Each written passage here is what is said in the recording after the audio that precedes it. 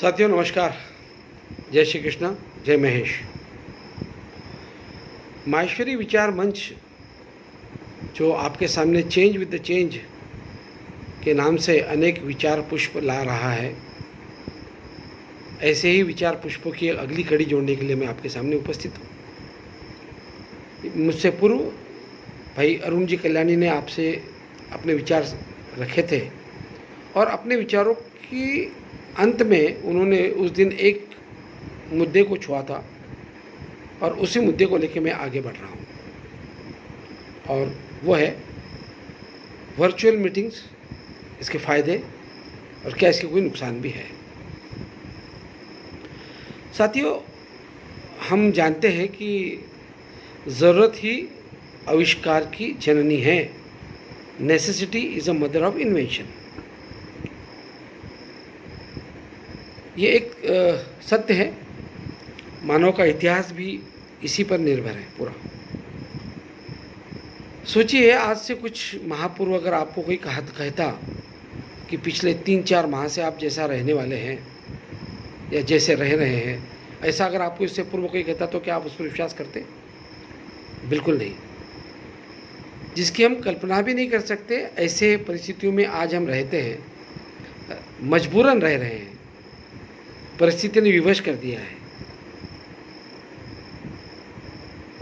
और ऐसे परिस्थिति में सिर्फ हम ही नहीं, पूरा विश्व ऐसे परिस्थिति से गुजर रहा है।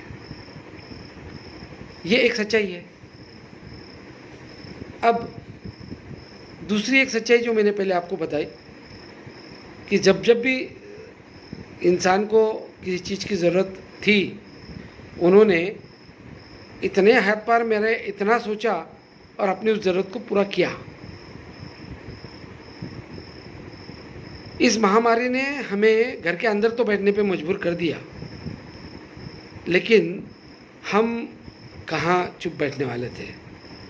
हमने भी घर के अंदर रहकर हमारे उन सब चीज़ों को ढूंढ लिया कि हमारे पास क्या क्या है जिसके उपयोग से हम परिस्थिति के ऊपर उभर कर आए। और हमने पाया कि हमारे पास तो कुछ शस्त्र अस्त्र ऐसे हैं जो हमने अब तक पूरी तरीके से यूज़ नहीं किए थे, उपयोग में नहीं लाए थे, और वो था एक वर्चुअल मीटिंग का आयोजन करने का तरीका। ज़्यादातर ये तरीका जूम नाम के ऐप से उपयोग में लाया गया, लेकिन उसके और भी कई ऐप बाद में बने हैं और वो सब एक से एक बढ़कर एक है। मैं आपको बता दूं कि पिछले 3 महीनों में महासभा ने, महिला संगठन ने, युवा संगठन ने हमारे समाज में इस माध्यम से क्रांति लाई है। आप ये भी समझ लीजिए कि सिर्फ अपने संगठन की बात नहीं करते, सरकार से लेकर समाज के अंतिम घटक तक कोई इससे बच नहीं पाया है। और हम सब इस माध्यम से, चाहे ट्रेनिंग ले, चाहे सेमिनार ले, चाहे वेबिनार ले, चाहे कॉन्फ्रेंस अटेंड करें, चाहे मीटिंग अटेंड करें, हम इसका उपयोग ले रहे हैं यशस्वी रूप से। मैं आपको बता दूं कि 4 दिन पहले ही महासभा ने अपनी कार्य समिति की बैठक बहुत अच्छे से, बहुत यशस्वी रूप से वर्चुअल मीटिंग के तरीके से पूर्ण की। और आज हम चर्चा करने जा रहे हैं कि इस इतने अच्छे इस शस्त्र के, अस्त्र के, टूल के क्या कुछ फ़ायदे भी हैं, कुछ नुकसान भी हो सकते हैं, क्या उसमें कठिनाई है, क्या है। आइए बात करते हैं। सबसे पहले तो ये कह दूं कि अगर ये कहें कि क्या इसके फ़ायदे हैं, तो निश्चित रूप से समझिए कि इसके फ़ायदे ही फ़ायदे हैं। और आज के तारीख में ये एक आज की जैसी परिस्थिति में इससे कारगर कोई शस्त्र, अस्त्र, टूल आपके हाथ में नहीं है, कोई उपाय आपके हाथ में नहीं है जिसके जरिए आप अपने संगठन को यशस्वी रूप से कार्यरत रखें। इसका सबसे बड़ा फायदा तो यह है कि सदस्य अपने घर पर बैठकर, अपने स्थान पर रहकर इसमें सहभागी हो सकता है। सो धन की बचत, समय की बचत, ये बहुत बड़ी बचत, इससे सबसे पहला फायदा। जब हम पहले बैठकों में जाते थे, अपने घरों से दूर जाते थे, अपने कारोबार से दूर जाते थे, तो कुछ ना कुछ नुकसान आपके अनुपस्थिति से होने की संभावना बनी रहती थी, हमारा ध्यान भी उधर लगा रहता था। अब आपकी अपने घर में ही उपस्थिति आपको उस नुकसान से भी बचाती है, ये और एक फ़ायदा है। इस बैठक में जो एक दूसरा बड़ा फ़ायदा है कि इसमें ये देखा गया, ये पाया गया कि इसमें अथवा ऐसी बैठकों में सदस्यों की उपस्थिति बहुत बड़ी मात्रा में है, और जो अक्सर एक कहा जाता है कि सदस्य आते नहीं हैं, सहभागी होते नहीं हैं, उसका ये एक बहुत बड़ा कारगर तरीका निकल गया कि लोग ज़्यादा से ज़्यादा आते हैं। इसका और एक बहुत बड़ा फ़ायदा, इसमें खर्च कम होता है। मैं ये बात कह रहा हूँ, हमारी पारंपरिक जो बैठकों की व्यवस्था थी उसके अगर उसके साथ में हम इसकी तुलना करें तो उस तुलनात्मक रूप से इसका खर्च बहुत कम है, और ये होने से इसके आयोजक ढूंढना, इसमें कोई ज़्यादा तकलीफ नहीं जाती, क्योंकि इसमें सहज है, इसमें सरलता है, और क्योंकि ये बहुत कम समय में, कम खर्चे में आसानी से आयोजित हो सकता है, तो संगठन का काम अगर कुछ ऐसे मोड़ पे है कि आपको कुछ बहुत ज़्यादा निर्णय लेने हैं, कुछ महत्वपूर्ण लेने हैं, तो आप एक अतिरिक्त बैठक भी कर लो, क्योंकि इसमें समय कम है, खर्चा कम है।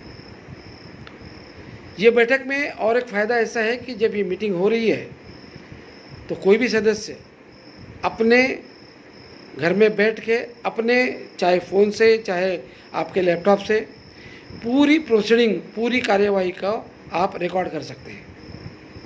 तो उसके बाद कोई ये नहीं कह सकता कि मेरे बात को आपने रखने ही नहीं दिया, या मेरी बात को ठीक से वापस रिप्रोड्यूस नहीं हुआ, या मेरी बात को तोड़ मरोड़ के बोला गया, ये मैंने बोला ही नहीं था। ऐसे जो कई बाद में जो हमारी बातें होती है, वो सब बातों से, आरोप प्रत्यारोपों से इस मीटिंग के और इस जूम या इस तरीके से बचा जा सकता है, और हर एक के पास एक सबूत है, प्रमाण है। ये इसके कुछ बहुत बड़े फ़ायदे की बात मैंने की। जब हम इसके आयोजन के बारे में सोचते हैं, यशस्वी आयोजन के बारे में सोचते हैं, तो कुछ बातों का होना बहुत ज़रूरी है। सबसे बड़ी बात, ये पूरा करने के लिए आपको एक कुशल, एक तज्ञ, एक टेक्निकल आदमी की ज़रूरत होती है, जो इस पूरी मीटिंग को संचालन करता है, और इस बैठक की, इस मीटिंग की, इस पूरे जो भी जिस आयोजन है उसकी यशस्विता का सबसे बड़ा अगर कोई हिस्सा है, कोई करने वाला है, तो वो संचालक है। और मैं आपको निश्चित रूप से कहता हूँ कि अगर आपकी बैठक लंबी हो, कभी कभी 2 दिन की हो, तो उसमें उसको बहुत ज़्यादा ध्यान रखना पड़ता है।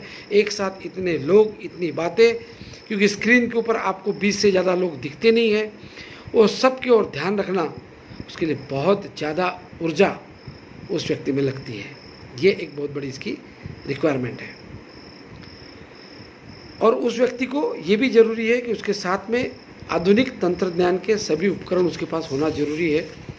ये बहुत ज़रूरी है कि वो जहाँ से संचालन कर रहा है वहाँ बहुत अच्छा इंटरनेट हो, उस इंटरनेट को कंट्रोल करने की उसके पास एक कारगिरता चाहिए, उसको अच्छी बैंडविड्थ को कंट्रोल करने की उसके पास व्यवस्था चाहिए। अगर ये सब रहा तो ये मीटिंग बहुत यशस्वी होती है। अब कुछ बात है जिसको हम नुकसान तो नहीं कहेंगे, नुकसान तो नहीं कह सकते, लेकिन कुछ हानि या कुछ उसके दुष्परिणाम या कुछ निगेटिव बातें भी उसके क्या हो सकती है। ज़रूरी नहीं कि हर मीटिंग में ये होगा, लेकिन संभावना से हम दूर भी नहीं हट सकते, संभावना हो भी सकती है कि ऐसा हो।